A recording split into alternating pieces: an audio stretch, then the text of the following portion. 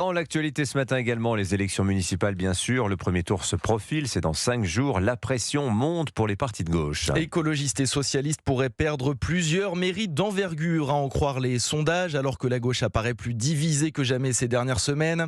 Des tensions entre partis qui apparaissent au plus mauvais des moments, car plusieurs grandes villes et bastions de la gauche pourraient basculer vers des candidats de la droite, du RN ou du bloc central, Mayalène Trémollet. Première incertitude, Paris. Après 25 ans à gauche, la capitale pourrait basculer en faveur de Rachida Dati.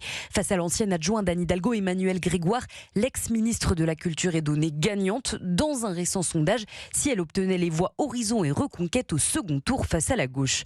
À Lyon, dans la capitale des Gaules, c'est Jean-Michel Aulas, l'ancien propriétaire de l'Olympique lyonnais, qui est grand favori pour remplacer le maire écologiste sortant Grégory Doucet, en poste depuis 2020. Et dans plusieurs autres villes, le scrutin risque d'être serré, comme à Marseille par exemple, où Benoît Payan, édile d'hiver gauche, est talonné par le candidat du RN Franck Alizio. Même configuration à Lens, fief socialiste historique du Pas-de-Calais, où le maire sortant affrontera le député RN Bruno Clavet. Dernière grande ville que pourraient perdre les écologistes, Bordeaux, où l'actuel locataire de la mairie, Pierre Urmic, est au coude à coude avec le député macroniste Thomas Cazenave.